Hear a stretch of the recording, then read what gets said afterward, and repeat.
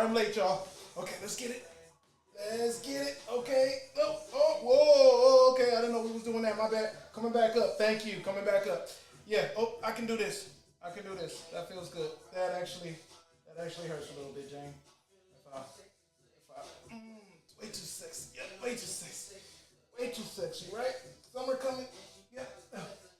All right, y'all. This don't hurt y'all. I just wanted to, before this episode started, okay, get a little sweat in. This is hurting me, Jane. Okay, what up? Yeah, okay, here we go. Woo, yeah. What else, buddy? Okay, yeah. No pain, no gain, right? Feel the burn. No pain, no gain. Yeah. Enjoy the episode.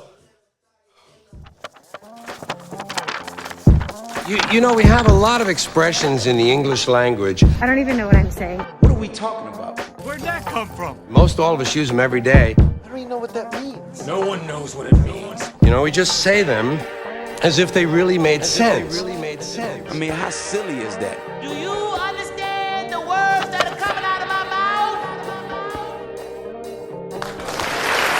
What the f*** is he talking about? Yo, welcome to Appraise The Phrase, origins of everyday expressions, where we're here to do three things: unveil the origin, confirm the meaning, and assess the value of common everyday phrases. I'm geeked up. As always, season 2, we're gonna keep mentioning it. Today, I'm happy. One, because spring is breaking. I'm happy. 2, I got my man 20 in the building as usual. 20, what up, bro? What's going on, y'all? Hope y'all feeling good, man. What's going on? Ain't nothing, man. What's the word with you, man? How's it looking for you today? It's good, man. You know, every show I gotta remind people that I'm in Miami, so I can't really complain too much, man. The sun is out. You know, I got good health right now, so. Got you. Well, I love it. I know, and weather talk is no good with you. Obviously, weather talk is no good with you because I don't know if anybody knows this, but Dub is from and lives in Miami. I don't know if that's news to anyone, but everything is, it's all relative. Humbly from Miami. There we go. Now, rolling into the show today, we got somebody in the building. You know what I mean? I'm very, very happy and excited because I was saying it all last fall of 2021. Something special's going on in East Lansing. Something dope is happening in East Lansing. And for any listener or viewer that doesn't know where East Lansing is, shame on you. And also, it's the proud home of the Michigan State Spartans, more specifically, the Michigan State Spartan football team. So today, I'm very, very happy to welcome my guy, Coach Darien Harris. What's going on, brother? How we doing? Thanks for having me on. Oh, for sure, Hey, give him some plug-ins, Mario. Don't forget we got the plug-ins, baby. Give him some love. Let's give him some love. Hold on, that's me. Where we at? Oh, yep. There we go.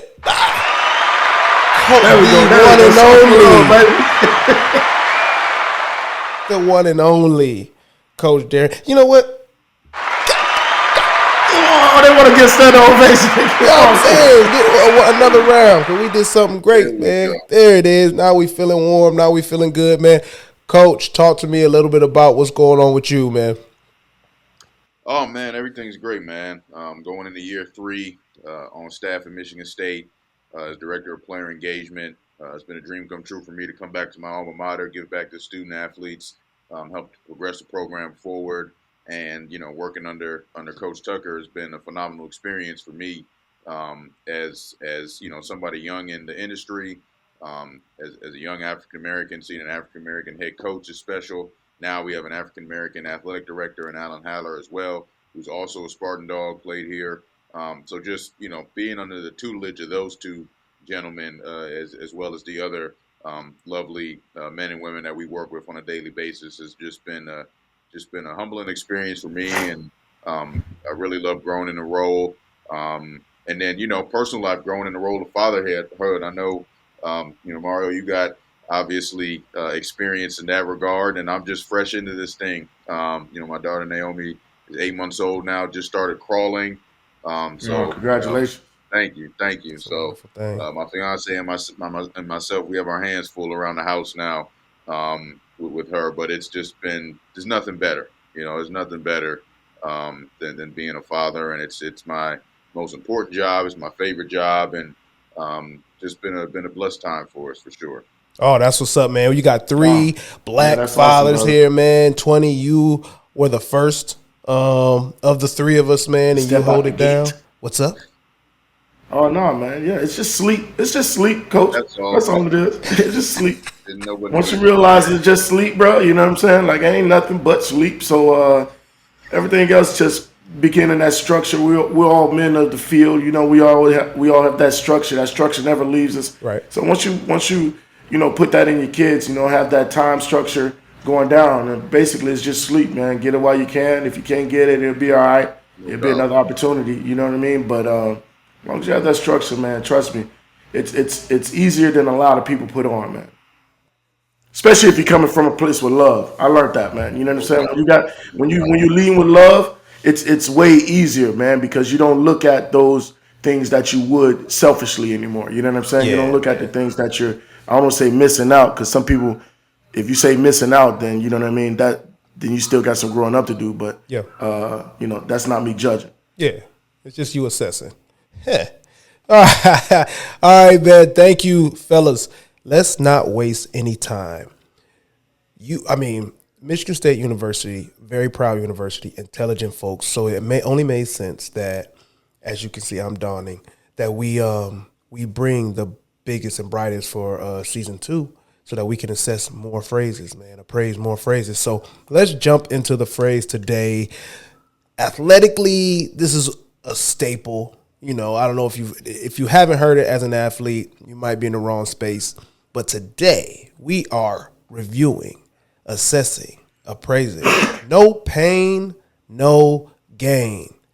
20. Hey, What is your connection with no pain, no gain? Real quick. well, I would be honest with you. I will be honest with you.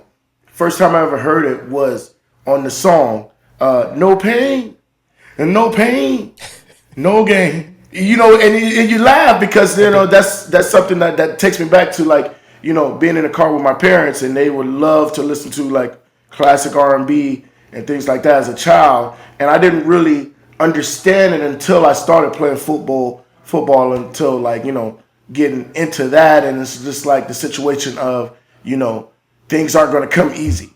Right. You know what I mean? Things aren't going to come easy to the point where you have to learn from, the journey.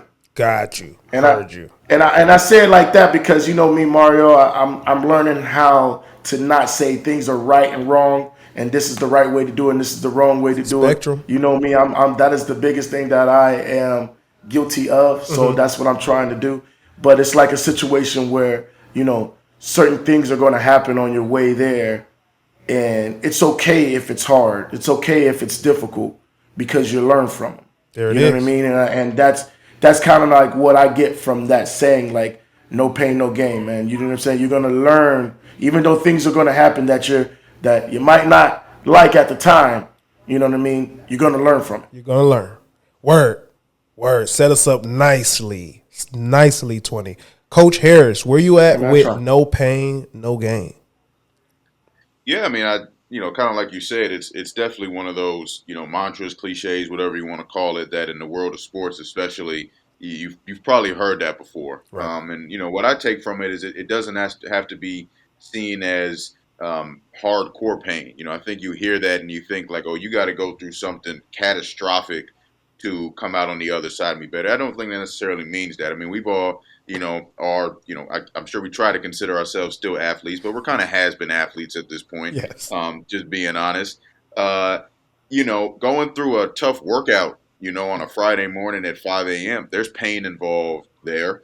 There's pain involved, like I said, with waking up early. There's pain involved just in football in general with going out and coming in as a freshman and getting beat up on the field by the upperclassmen, or trying to find your way at this level with this speed of the game. There's pain involved there. There's, of course, the literal sense of pain that comes with injuries and things of that nature that are going to inevitably happen if you're an athlete. But then there's, of course, there's emotional pain. There's mental pain, and I think that we're starting now as a society to really, really delve into that and understand the importance of really combating or just, acknowledging that there is mental and emotional pain that does go into, especially being an athlete with the spotlight on you. But once you're able to get through that, overcome something, have some support or some backing behind you, the game follows. Whether that's winning a championship, whether that's just for you getting on the field the first time, battling up to first team, being a starter. I think everybody can take that phrase and put it to their life, and then it's not it's not in a vacuum. It can be a lot of different things for different people. But yeah, I definitely think it is a phrase that still and always will have some meaning to it. It's just about how do you break it down and how do you apply it. Ooh, how do you break it down and how do you apply it? Appreciate you both. I love the aspects, and we're peeling the layers, right? So the first thing we're going to do before we get into anything else is confirm the meaning. Where are we at today? What does Webster say, no pain, no gain, the phrase means? Webster says that no pain, no gain means that suffering is necessary in order to achieve something. Necessary. Suffering is necessary in order to achieve something. Now, before we move on, succinctly, briefly, I'll start with you, Coach Harris. Where are you at with the definition? Suffering is necessary in order to achieve something. Yeah. Again, I think that it's not black and white. Yeah, I think that it's kind of on a spectrum. So suffering is necessary. It depends what your suffering is. You hear stories of people that have overcome hardships growing up, loss of loved ones, loss of personal belongings, or whatever it is, and they've overcome something and been able to, achieve after that. But what does it say for the people that, hey, maybe didn't grow up with hardships? Does that? I was wondering that too as well, Coach. You know what I mean? I didn't mean to cut you off, but I was wondering that too. That you have to have grown up in a rough environment or in a bad situation to then still achieve success. Obviously, we know that's not true. So then, where are their hardships coming from? Where is their tough situations coming from? It's for them. It's personal. It could be something else. It could be some things that maybe on a surface level we may say, "Hey, you got it all," but they maybe say, "No, I don't." So I think that it's really important to, yes, that may be the definition, and to an extent I agree, but also it's personal, and we can't define what somebody's hardship is because everybody goes through different things. Ooh, 20. Talk to me. Definition. Yo, no, honestly, I think you hit it on the head, Coach. Because like at first I was looking at it as acceptance. You get what I'm saying? Like if it's more of a, hey man, you know what I'm saying? Like if you want to win, you got to go through this.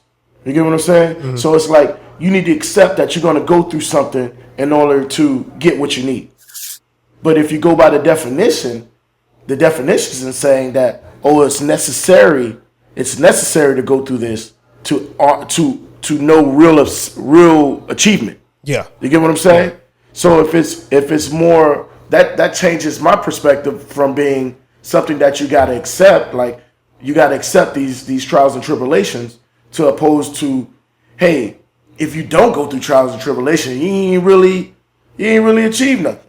You get what I'm saying? Like those are two different mentalities, man. They are. Especially coming at somebody and telling them, hey, no pain, no gain. You know what I'm saying? When you run up on them and just say it. And here's my thing with that, 20, and appreciate you both, is to take the negative connotation out, because that's the elephant in the room. Shout out to season 1. Of course. Is that the negative connotation of suffering is necessary, which I hold that, you know what I'm saying, a little background, like, dang, I have to, and outside of sports. But it's like, I look at it now as something something has to be sacrificed. Something has to be in place. Like you're not, like Coach said, it's not in a vacuum, right? So if you are putting in effort that creates a suffering, whether it be emotional, physical, whatever, it's in lieu of something that you were doing or feeling, It replaces it. So it's necessary, and it should be. The essence maybe is like the bigger the suffering, the bigger the payout. I don't know. We'll see. We'll see. All right. Shout out to Andre 3000. Let's get into the origin.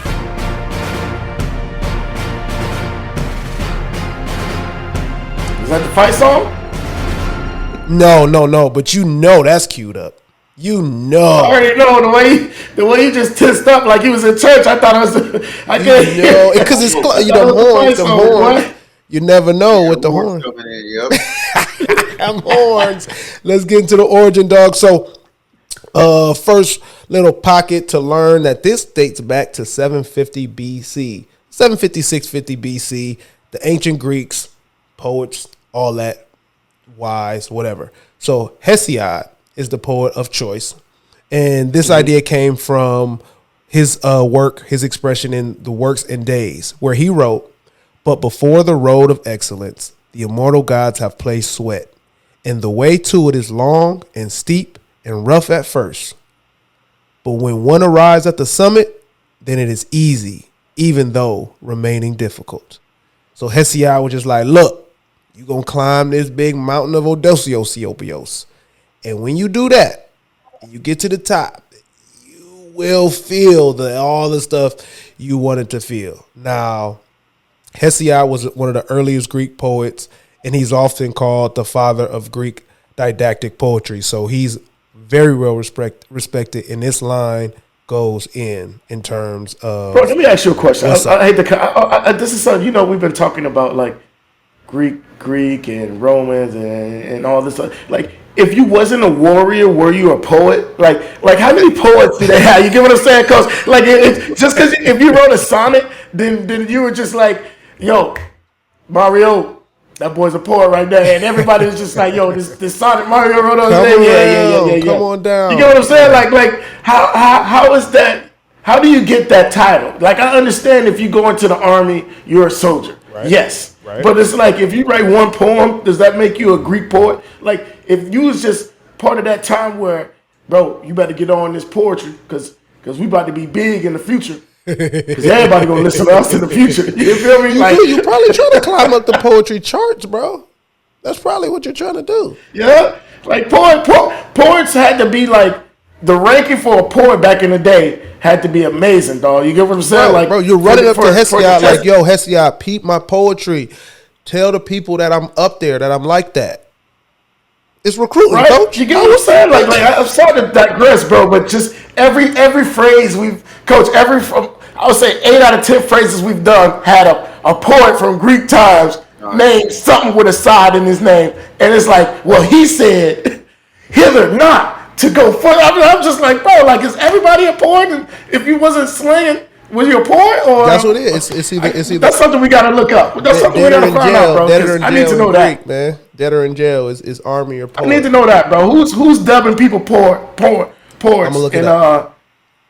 Let's do that. I'm sorry. I'm so sorry. That just hit me hard right there. You good. I'm gonna keep going, but I'm glad you brought that up. So the Works and Days from Hesiod, the father of the Greek didactic poem, the Works and Days addresses his brother. So it's a poem to his brother, who was the worst of the worst, dog.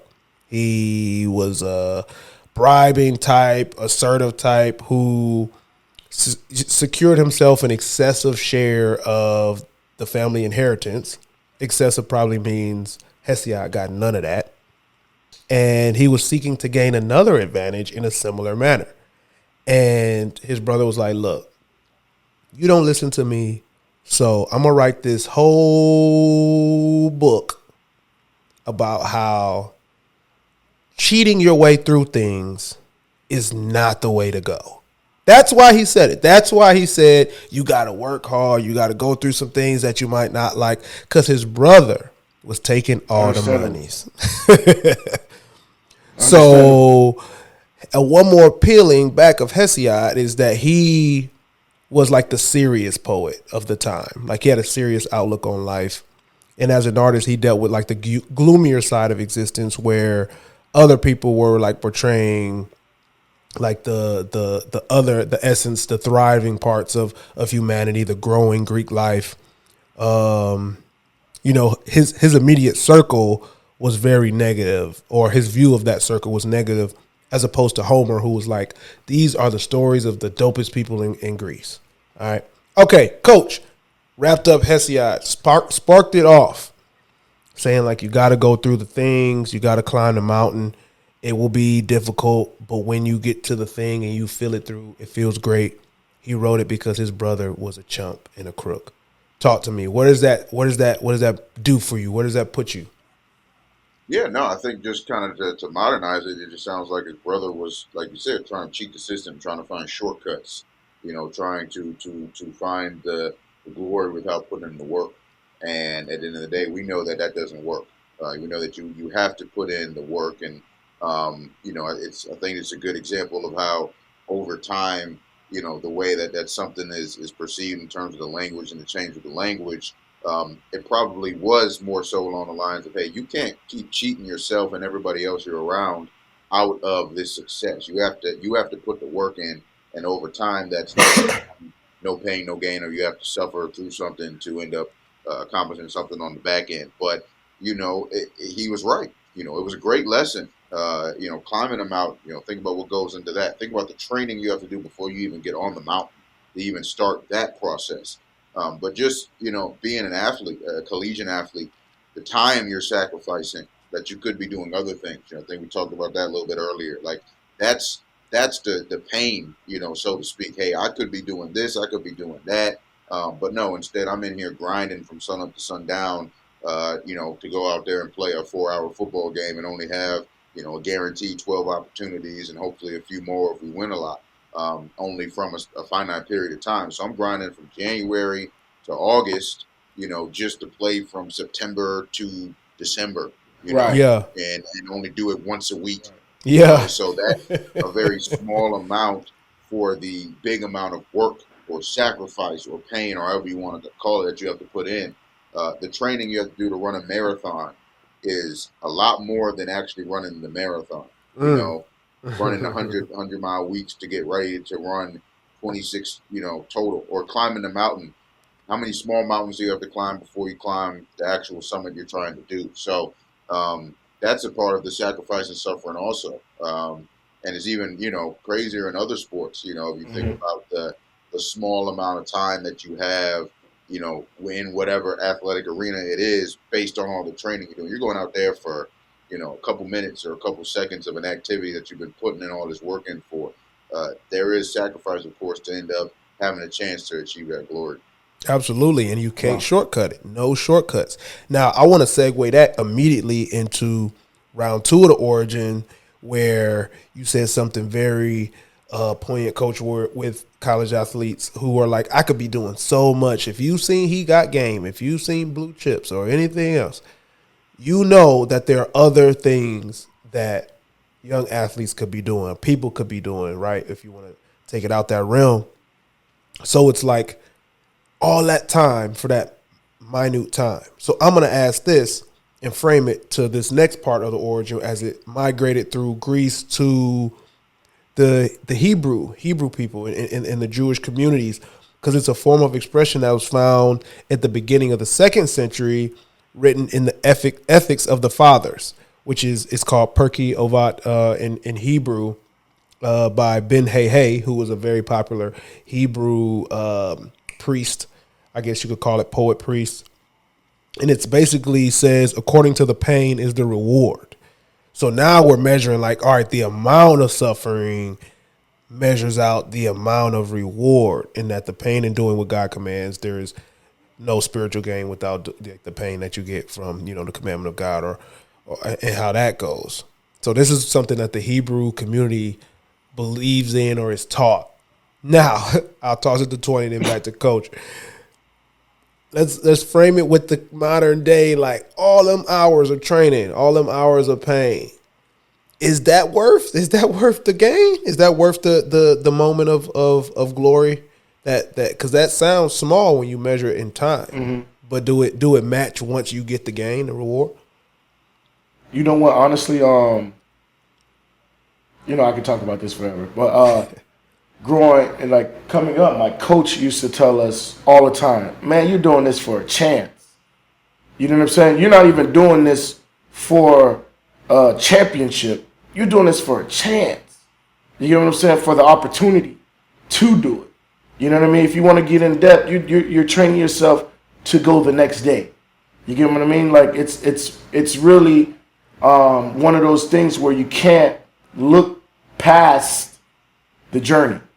You get what I'm saying? Like you can't really look past the journey when you have one goal in mind. Yeah. So it's like, everybody wants to be like the brother and just get to the championship. You know what I'm saying? Like, oh yeah, I can't, I can't go, I can't practice today, I can't do this today, I can't do this. You know what I'm saying? But it's more or less, hey, the journey is really what, the process is. The journey is really what you get out of it. Yeah. Because if I just give you a championship, you're not going to appreciate it as much as if you didn't go through the journey to get to it. Ooh, you know the what gain, I mean? the gain. It makes me dissect and look further into the word gain, because gain is like in addition to, right? So what you have in addition to. Appreciation, I think, has a lot to do with how you measure gain. Because the gain doesn't have to be the end. The gain can be the journey. Your gain, man, coach, where you at? Gain journey.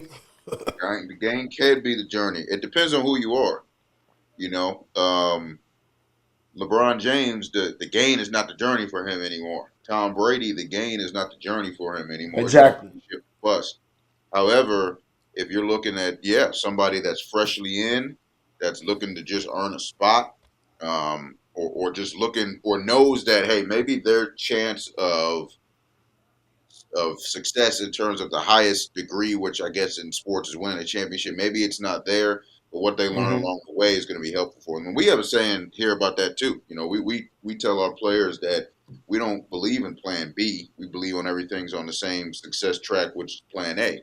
Because everything that you're learning and working towards and gaining along the way, even if you don't make that ultimate goal, which is the National Football League, what you gained and earned along the way, the work you were putting in to make it to the NFL, that's still going to help you in other avenues of life. So I think that ultimately, yes, that the gain that you get from the sacrifice, the work, however you want to phrase it, that you put in, it does make it worth it. And you're going to look back and say, hey, I went through that.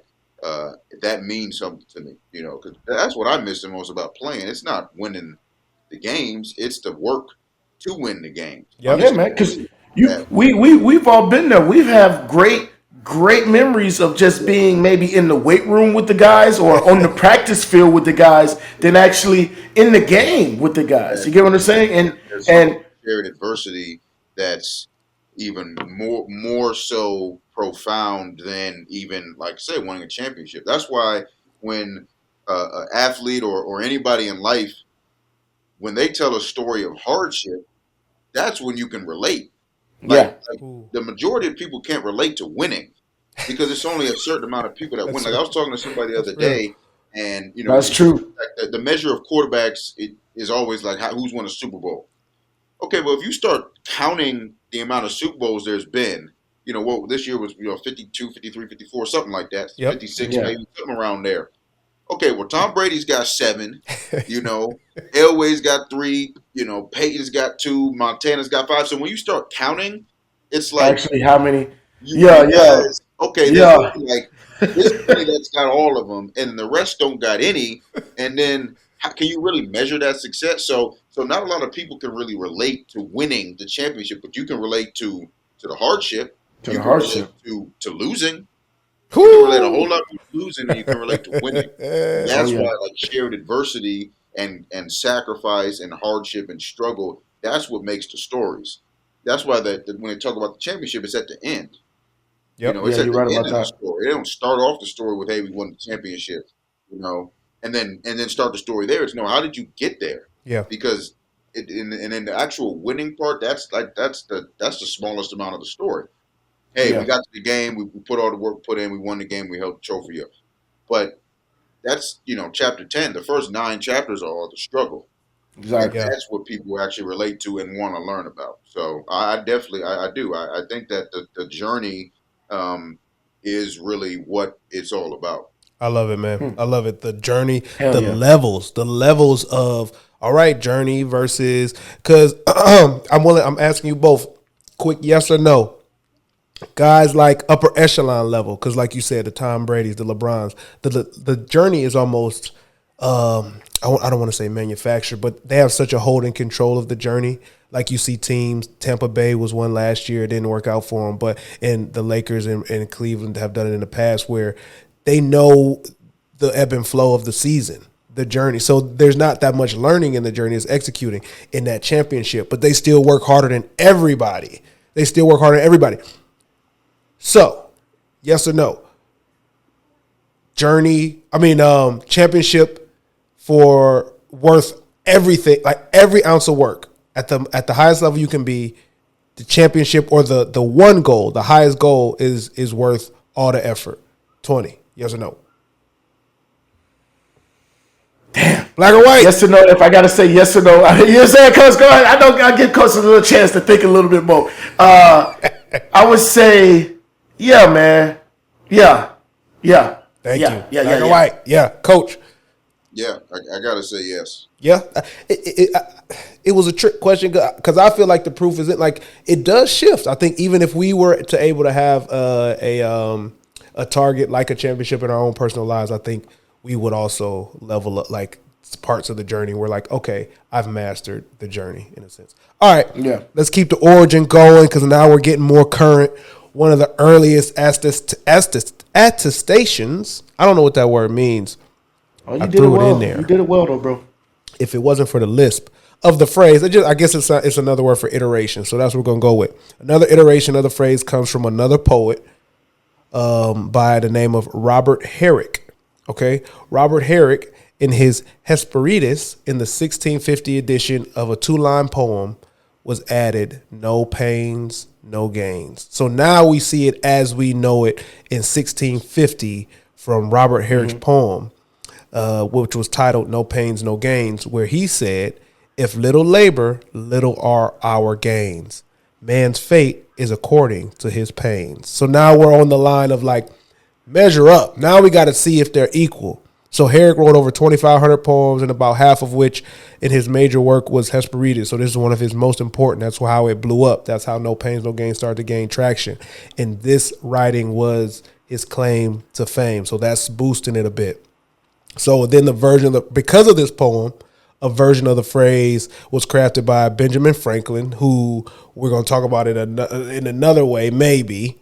How he just be like kind of piggybacking off of good ideas in his persona of Poor Richard, which was in 1734, to illustrate the axiom that God helps those that help themselves. So it's a flip a little bit, adding more context. Bro, that phrase always gets me, bro. That's what I'm saying. That context is weird, right? To add to. Like no pain, no gain means you're helping yourself, and that you're not gonna gain because you're not helping yourself. Does that track for y'all? Does that track Ben Franklin, Big Benny Ben? It's hard for me, bro, because when you put the help yourselves, you know what I'm saying? Like sometimes people help you through things. You get what I'm saying? Like and you learn, you can learn from watching someone's mistake. You get what I mean? And that doesn't mean that you're trying to go the easy way out, or you're trying to be slick with it, or you're trying to be, you know what I'm saying, dishonest. It's just a situation of, if I can learn that, okay, this dude's making a false step, if I can learn not to, and when I get up there not to make the false step, that doesn't change. I don't think that changed the trajectory of my journey, because I've learned that, hey man, you know what I'm saying, I'm better off not false stepping, instead of learning that, okay, damn, I false step, now the coach is yelling at me now. That's making me not false step. You get what I mean? Right. Here's the thing about that too. And thank you, Doug. Coach, do y'all still say, because I remember hearing it, and I still use it sometimes in training, is like, learn from the guy in front of you.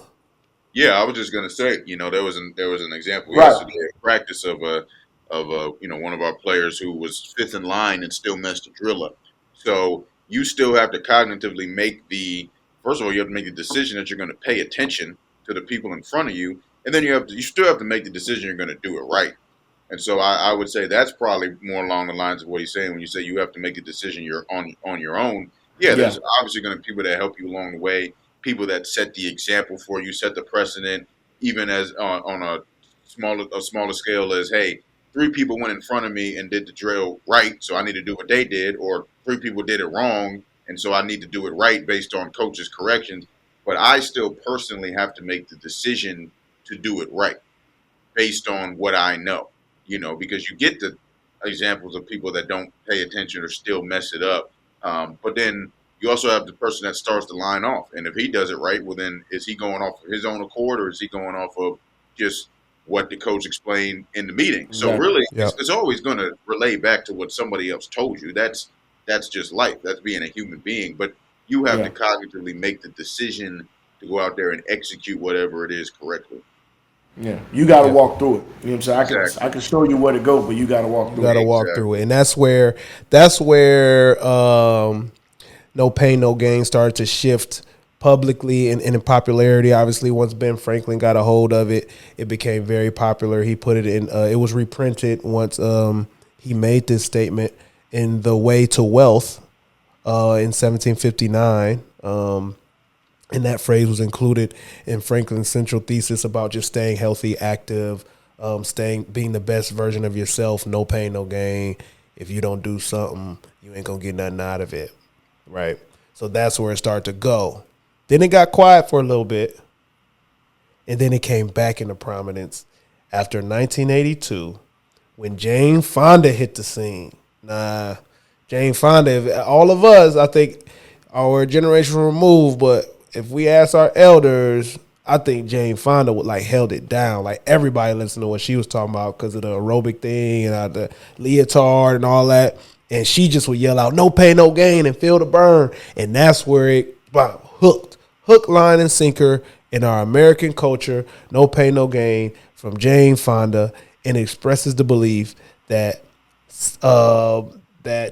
if without physical, like they kind of mix with the physical or emphasize the physical, where if you're not physically feeling it, you're not doing it right. You're not getting the most out of it. And we all know at this point that that's not true. That, if large muscle groups, if you work out, don't chase soreness is another thing. Like, don't chase the soreness. Like soreness, but because there's other suffering, there's other sacrifice, there's other pain involved, like just being consistent. So that brings us to current day. Y'all rock with Jane Fonda before I move on? Of course. Of course, you have to say yes. I feel like it's scary hours to say no. 20, you are a pop culture purist. Where you at with Jane Fonda?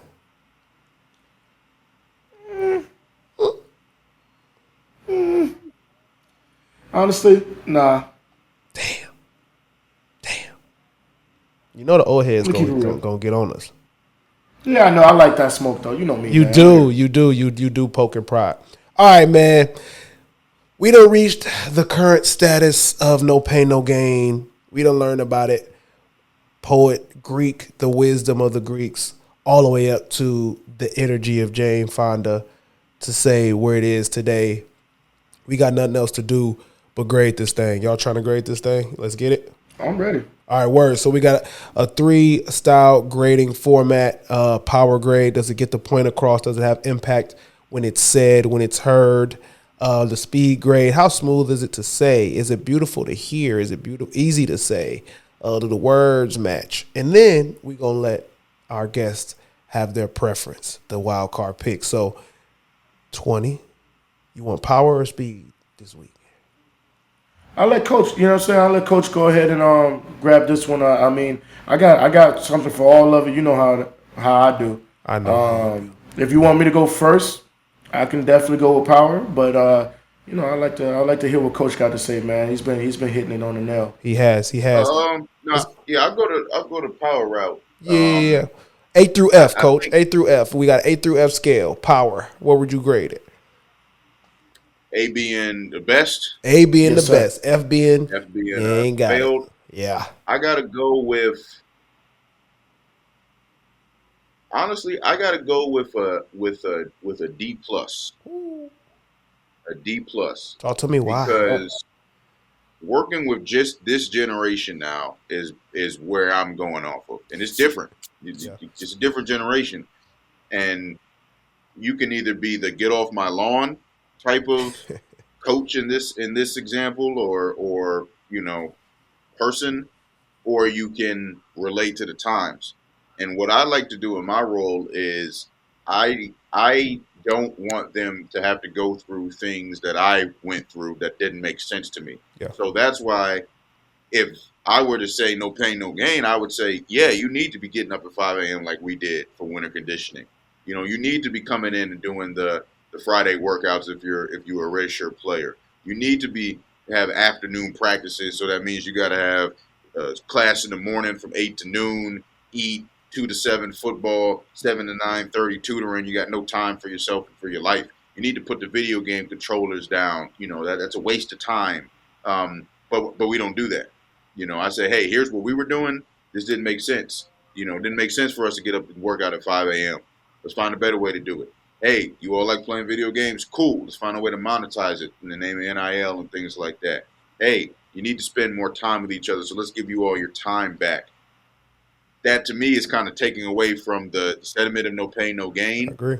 So that's why I would have to, again, push back on that a little bit. It's just about redefining it to me. I think that, like you said, this back in the 80s, it got modernized. We need it now 40 years later, a modern day version of it to really, really encompass what it actually means. Ooh, so you saying Wow. one more time? What's So it that grade changed on throughout that? the times. Exactly. Yep. You got to change with the times. D plus. All right, 20. Where you at? Well, I feel like when it comes to just general flow of it, I got to give it a B plus. I say A. I'll give it an A because I It's for feel the like speed, no right? pain, no gain. Yeah. Yep. Yeah, I'll give it an A. I'll give it an A. I'll move it up 2 for the curve. Because like I feel like everybody has used it before, regardless of the time. I feel like everyone has used it. I feel like it's something that is more on a popular structure than actual, people actually feeling it, or I feel like they say it more than they actually believe it.